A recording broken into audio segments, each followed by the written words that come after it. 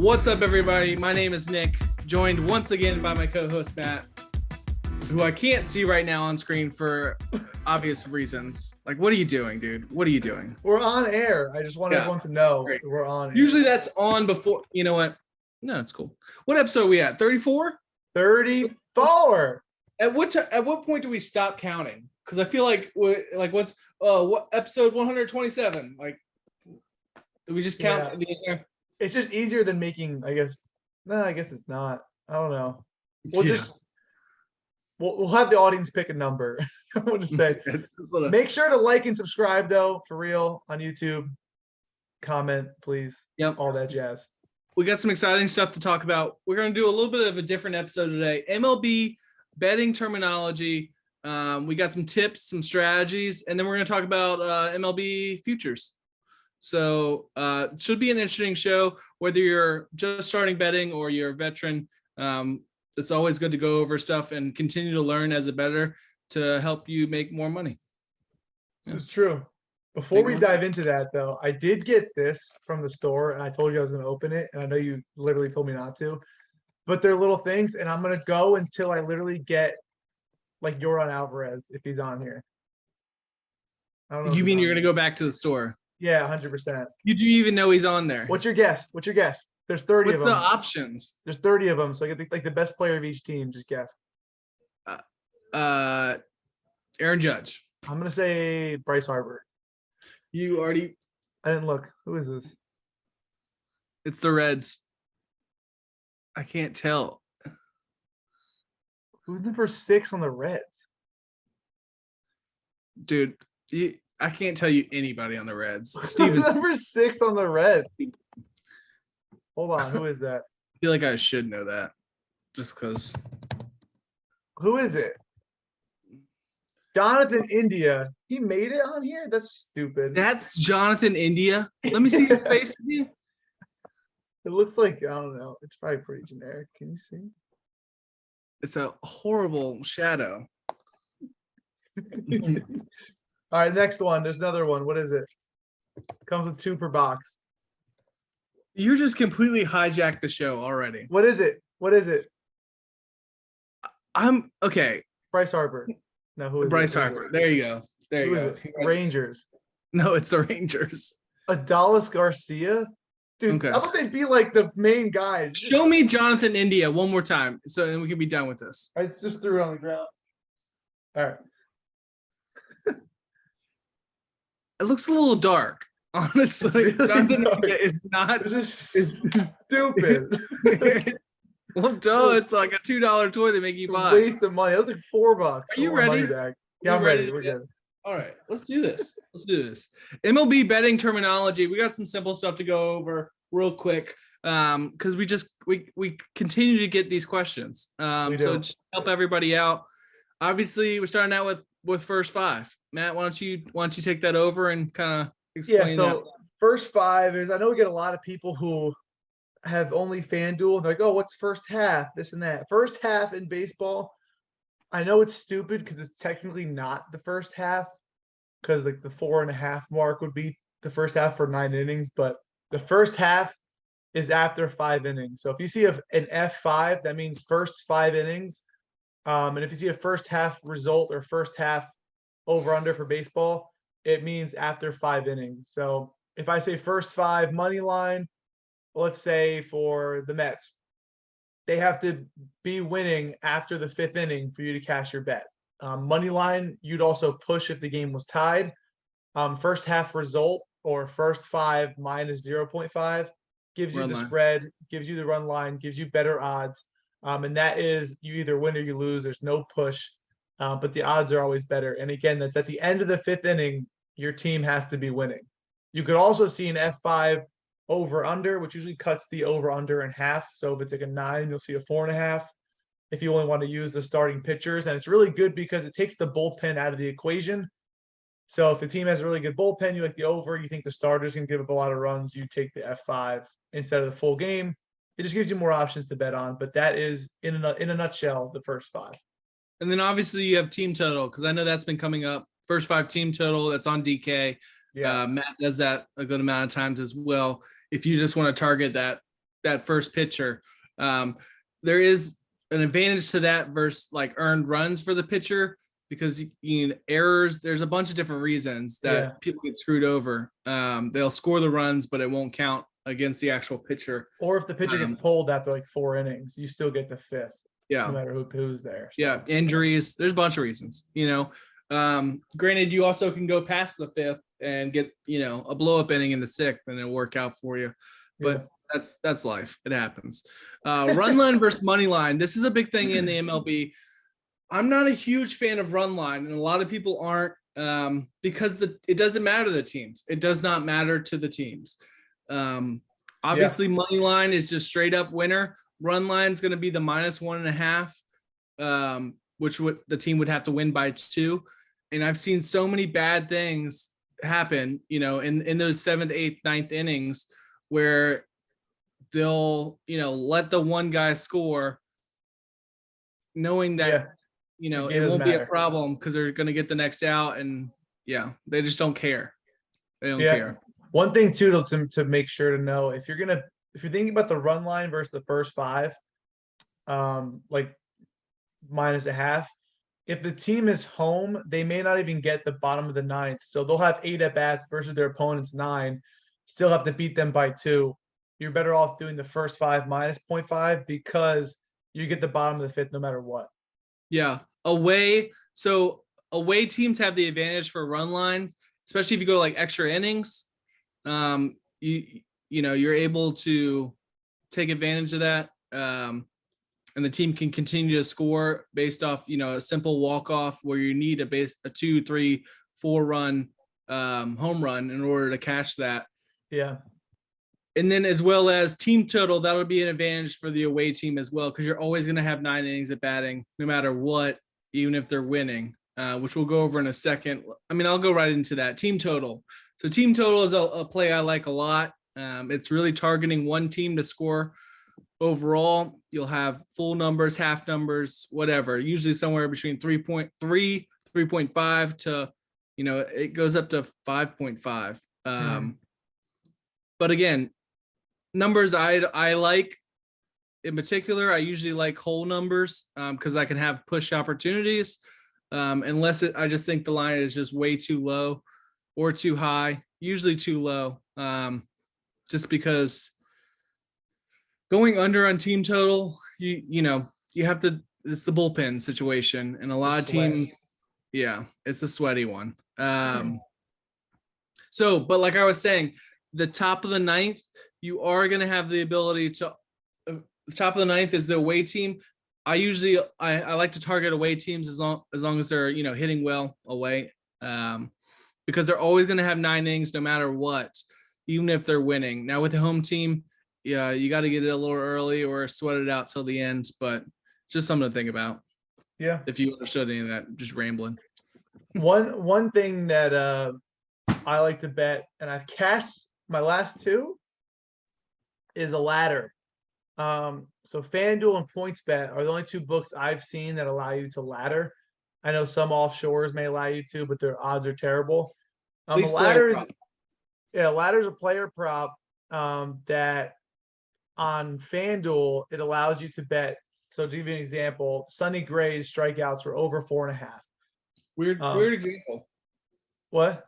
I don't know where you got that example from. That's when we cashed today. Sonny Gray's line was at 4.5, and you can, you know, bet him to get that. And if you think he's going to do more than that, you're like, this line is way too low. I wish I could bet him to get 6, 7, 8 strikeouts. Well, you can on FanDuel and PointsBet. To show you the odds that are right here, Sonny Gray's 5 strikeouts were -130. Again, I got it at -110 or -115 on MGM, so we used that line. But for FanDuel's odds sake, let's say the 5+, which is also over 4.5, was -130. The 6+ was +164. The 7+ was +340. And then, you know, they had 8+ at +680 and 9+ at +1200. I said to ladder to 8 at +680. He got to 7 at +340. So again, you're not putting a full unit on all those. There's different ways you can do it. I like to put a full unit on the regular one that I said, which was the 5+ or 4.5. Do like a, you know, 3/4 of a unit or half a unit on the 6. And then I like to bring it all the way down to like 0.25, 0.10 units on the last two. Just because, if he hits 7 or if he hits 6 per se, you're going to want to have a fantastic night rather than just kind of be positive. But again, you could do whatever you want as long as that initial bet on the 5+ or whatever the ladder is your heaviest one. There's really no way you can go wrong. I love I ladders. Yeah, I mean, don't tell me about it. I love ladders. I got away from it just because of pitcher props a little bit, but especially around NBA season, I love some ladders. Yeah. But I do it a little differently, so I'm a little bit more aggressive with my ladders.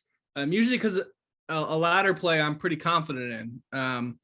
I really like that baseline because I'm going way past it, Yeah. and trying to find the real value.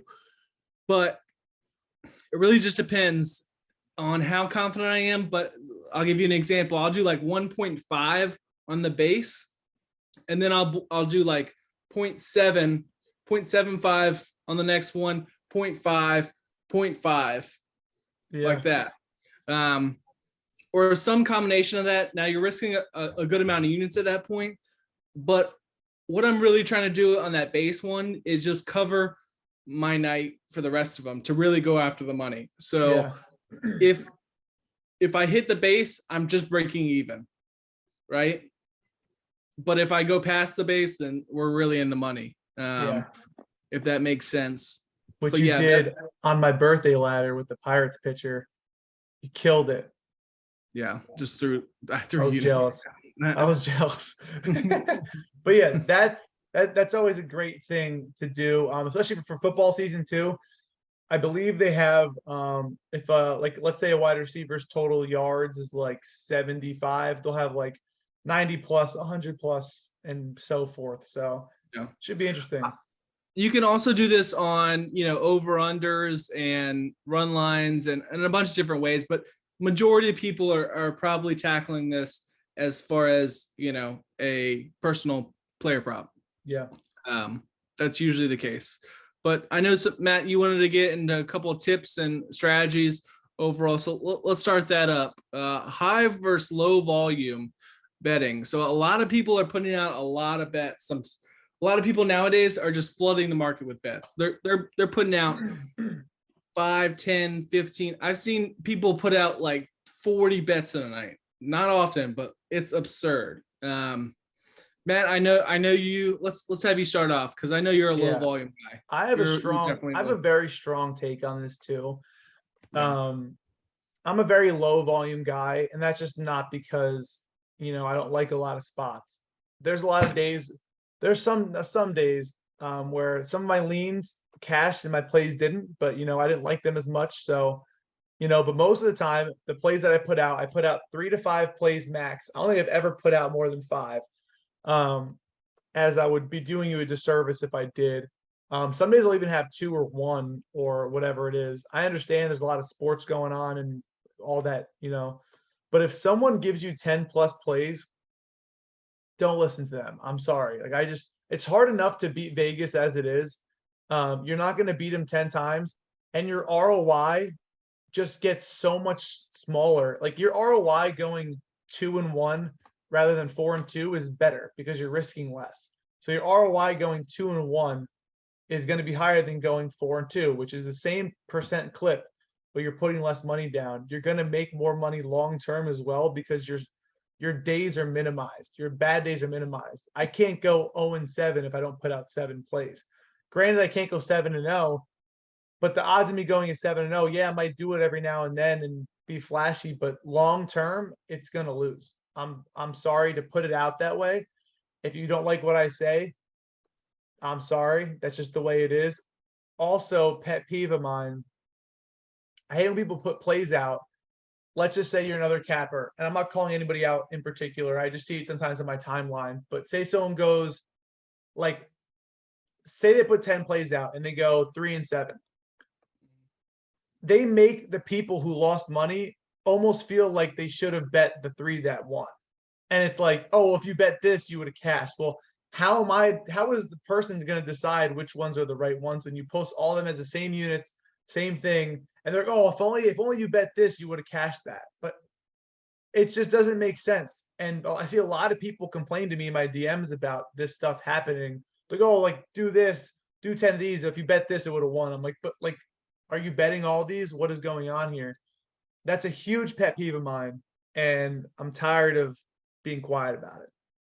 So someone obviously didn't watch me last year during college football, because I would agree with you, but at the same time, I don't. So last week of college football. Well, okay, first of all, college sports there's like a million teams. So that's honestly totally different. There's like literally couldn't even tell you how many teams there were in college football. So many. This is for professional sports because there's 30 teams. Okay. There's like 1,000 teams in college football. Yeah, I went 18 and 4 in the last week alone. I love college football. Well, there's literally a million teams. You could have Kansas State, Kansas Tech, Kansas. Dude, State. It's amazing. It just feels so good. I'd say something inappropriate, but yeah, it feels really good. Let's just say that. It depends on the sport. That was my main point. Yeah. College football, I'll put out a shitload. NBA, I'll put out a good amount as well. It really just depends on how big the slate is, because on NBA, I'll tack out player props, and on a given night there could be like 14 games, and then you got to think 28 teams, and then you got to think 5 times 28. There's a lot of players you can target. Mm-hmm. But I see people forcing. There's one guy on Twitter who's messaged me for over a year and a half. Every play he does every day, he'll send me 6 plays every day. Sometimes. I love that. It's dedication. If you think you have it, and if you think you want it, that guy wants it. Yeah. That guy wants it. He might not be the best gambler, but damn does he want it. He sends me every card he plays every day, 6 plays every day. That's a lot. And he'll send his previous day recap. So, yeah. It's me, guys. It's me. I'm sure. Dude, that guy's got some heart. I barely respond too. That's the thing. Like, I got no ill will or anything. Doesn't annoy me. But he just sends me every card. Just dedication. So if you think you work hard, that guy works fucking hard. Maybe harder than me. He works really hard. I've been wanting to say that to somebody, but like, I don't want to be rude at the same time. Nice guy. Every interaction we've had is nice, but he picks 6 plays every time. I keep thinking to myself, like, do you narrow it down to 6, or do you force yourself to 6? Like, why are you always at 6? Are you doing both? Yeah. There's days where there's only a couple games out. Just do 1 or 2 plays. There's like one game out. 6. Skip the card altogether. Yeah. It's always 6. Always 6. It's dedication, at least. No, dude's dedicated. Dude wants it. And more props to him. Yeah. But yeah, forcing stuff, and like, I see people put 6 plays out when there's like 3 baseball games on. And I'm like, one is like, there's nothing you could even bet on. What could you possibly have found? Yeah. The real ones are, I've seen people put out 20 to 30 plays. Like, am I supposed to be throwing out 20 to 30 units a night? Like, it's just not realistic as a bettor. Basically, you put out a small, like, lean cheat sheet. That's all you did for people, because there's no way someone's going to come in there and bet everything. Yeah. Basically like pick whichever one you want. Yeah, exactly. That's all you're doing. So I tend to agree with you, but there are exceptions to the rule. Like we talked about, it really just depends on what you're betting, but the majority of players are just betting too much. A lot of people are putting out as many plays as possible and then just flooding the market, and then showing you winning tickets. I won't name names, but that shit happens all the time. Yep. Put out a shitload of plays. They won't do recaps. They won't do this. They won't do that. And then you'll just see a giant winning ticket. And then people ask where it was. And it's like, oh yeah, you didn't see it. It was in this section, this section. They got 47 sections, whatever. It's a huge problem. But anything else you want to say on the volume, low versus high? No, I think you covered it. I think you made a good point. And yeah, I don't really dabble too heavy into the college stuff. A little bit here and there if I find spots. But again, I'm only doing like the big conferences. I'm not like, you know, You got to tackle those small teams. That's where I I do hockey. I do enough. If I did any more, like I wouldn't be able to function. what do you do on Saturdays in the fall, winter? I literally grind out for my favorite plays for Sunday for football. Okay, so you don't bet anything. Well, if football season, like that's when hockey and basketball starts up again. What? No, stop talking. Stop talking right now because this is absurd. Imagine looking at a full college football slate and then being like, "No, I don't want to bet anything." Yeah, You're disgusting. You're disgusting. You're disgusting. You're disgusting. That's why I have you around. There's no excuse. There's no excuse. That's why I have you around. Yeah, okay. You better be betting it. I will when you tell me and we do it that way. The fact that you have to wait on me your entire life to just start, betting. There's just nothing There's worse. Nothing better than betting college football. No. I will fight you. I will fight you. I will fight you to the death. There's literally nothing worse than watching college football game and watching someone just throw like a 60-yard touchdown pass when there's zero defense. It just grinds my gears so much. No, that's the best. Just when you have the over. Not when you have the other team. Minus 28 and a half. Watching Georgia just smack Georgia Tech 41-0. Woo! All right. We'll talk about this later. Going on to betting props versus money line and totals. A lot of gambling Twitter has gone more of the prop route. I am a big, heavy prop guy when it comes to basketball and usually football, but then obviously baseball. Hockey, I'm more of a sides kind of guy. And my reasoning is kind of stupid. I think the books have the biggest edge on money line and totals because they've been doing it for hundreds of years. The prop game is fairly new. And a lot of times there's a lot of line differences and a lot of actual value edges that you could find using multiple books as opposed to money line and totals, where I think in certain sports it's better to bet props. Also, if there ever was a fixed game, which I'm a true believer that there are some fixed games. I'm not saying in Africa. I'm not saying every time, but if there was, it's not going to be fixed on a prop because people put thousands and millions of dollars on sides and totals, but not props. But then again, Boss, have you seen that African soccer in the recent? I mean, they'll stop games like 6 minutes before 90 minutes and blow it. I seen one guy line up for a penalty, 90th minute, and he literally, I gotta send you the clip. I wish we could pull this up. He literally hit the ball and it didn't even go like goal kick. It went out of bounds. Like it went to the left. He just literally just kicked the ball to the left. That's African soccer. Like it's so corrupt. I'm joking. It's so corrupt. Go watch clips on it. It's insane. I feel like if there was a sport that'd be the most corrupt, it'd be like Russian ping pong. No, African soccer. It's insane. No bias at all. I've seen the clips. I've seen it. There's no explanation other than that man got paid. Either he got death threats or he got paid or both. Who knows? But go ahead. I cut you off. That's basically it. I think there's a lot more of an edge in props because a lot of books are different, and that's just because I think they're using a lot of different models and algorithms, and they haven't been doing it for hundreds of years. It's fairly new. So hundreds of years. What? Hundreds of years. Yeah. Is what you just said. Like the books. Yeah.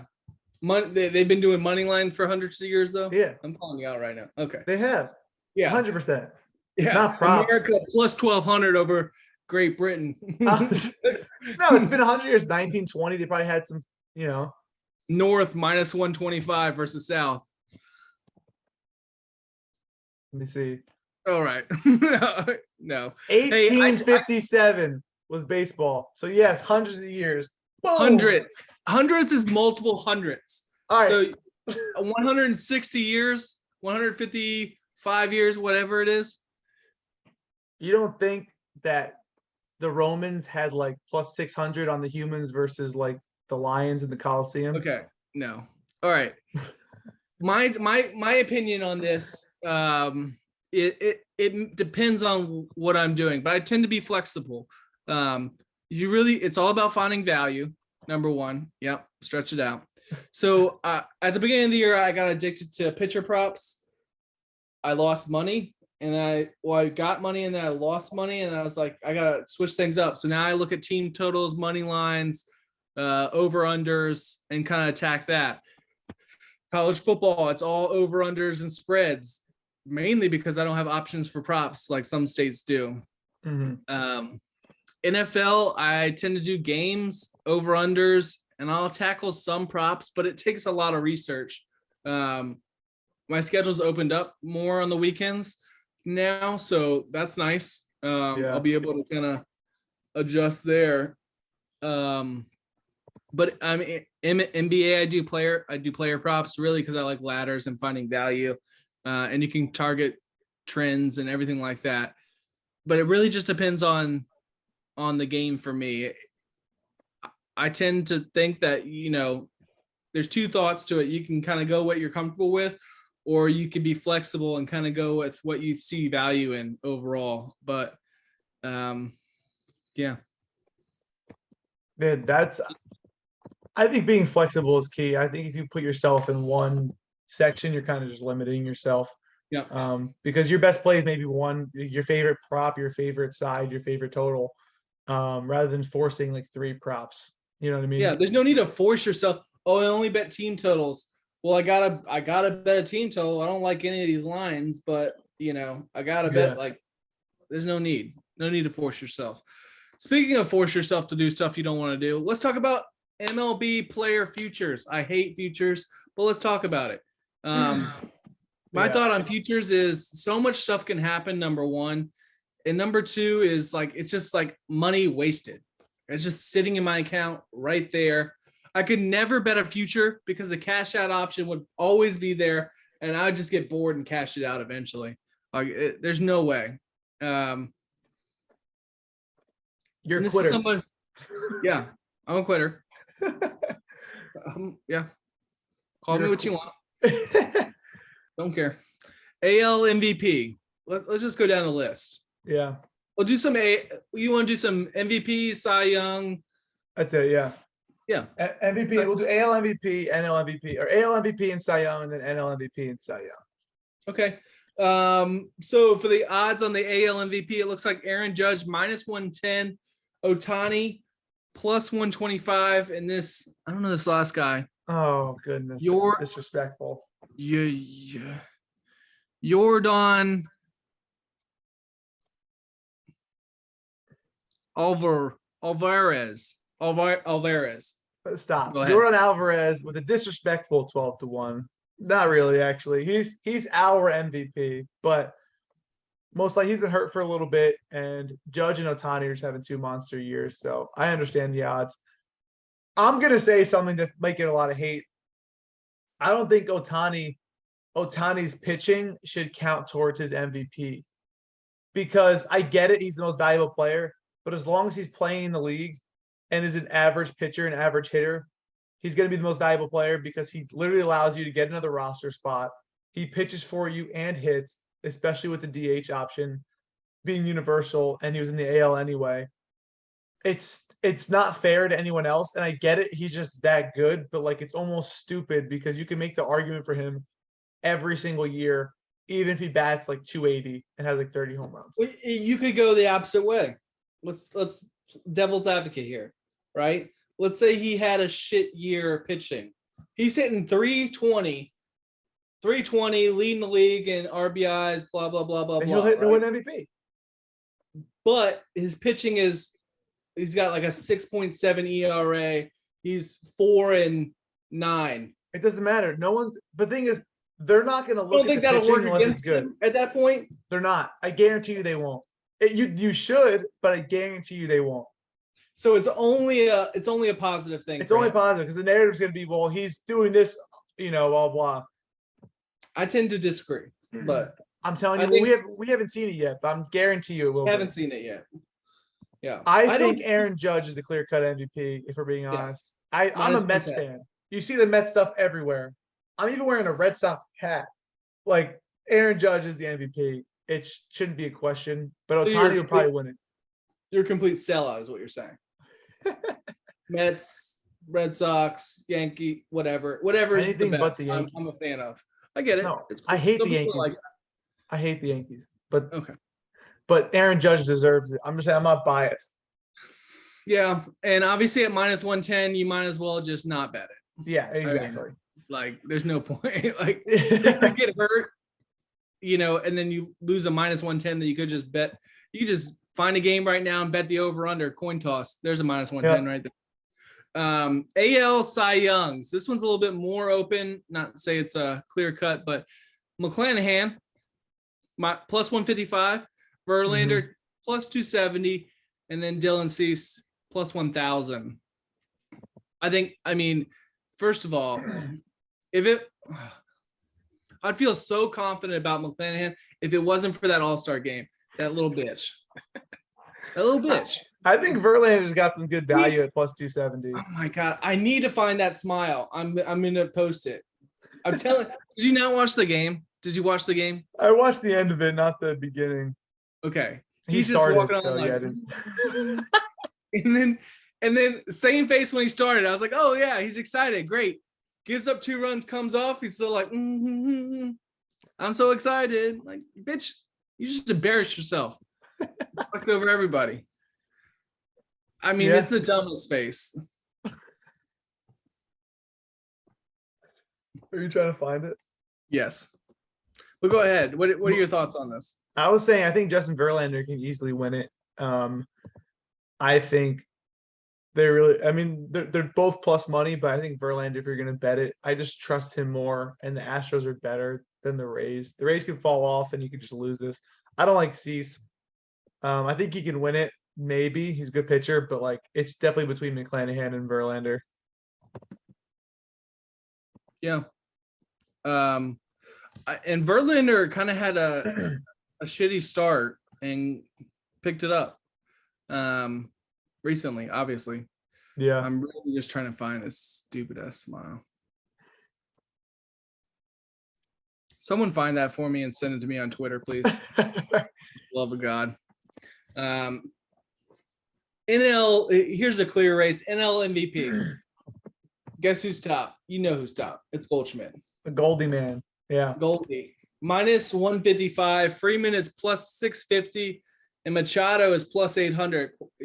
Silently just killing it over there. Padres haven't got a lot of buzz. Even Freeman is having a monster year. I mean, I think Goldschmidt wins it, but I still think those odds are kind of like really bad. I mean, you can never bet Goldschmidt at that number, but like I just think that Freeman can win it and maybe even Machado. Here's the thing, man. Goldschmidt's got all the hype around him too. I've heard about him just all the time, like this entire year. The only reason I know about Freeman and Machado, Freeman has got every time his name comes up, it's always a Atlanta, gossip stuff. And Machado's just silently having just a great year. Like I barely hear anything out of him. Maybe that's because I'm on the East Coast, but I just don't hear any buzz. And with the Freeman situation, you have a stacked team that you're with. So it's hard to like shine extra bright when everybody around you is also an all-star. Excuse me. What am I drinking? Yeah, but I think so here it is right now. The average is Paul Goldschmidt's batting .335, which is ridiculous. Freeman's batting .325, which is also ridiculous. Freeman has 120 hits and Goldschmidt has 118 hits. The discrepancy really is that Goldschmidt has 24 home runs. He's hit 2 in the last 2 days, so he had 22 like literally 2 days ago. It's 24 now. Freeman only has 15 home runs. Yeah. The other stuff is pretty tied. Like if Freeman can hit home runs and go on a little tear, I think it's a lot more open. I mean, +650, I think is decent odds, but I mean, Goldie probably runs away with it. Yeah. Yeah, I think home runs are fancy, they're stat stars. I don't know. Yeah. explain it. It just pops off the page. Nobody asks, how many hits do you have? They're like, oh, how many home runs he has. That's kind of how it is nowadays. NL Cy Young, another kind of clear cut.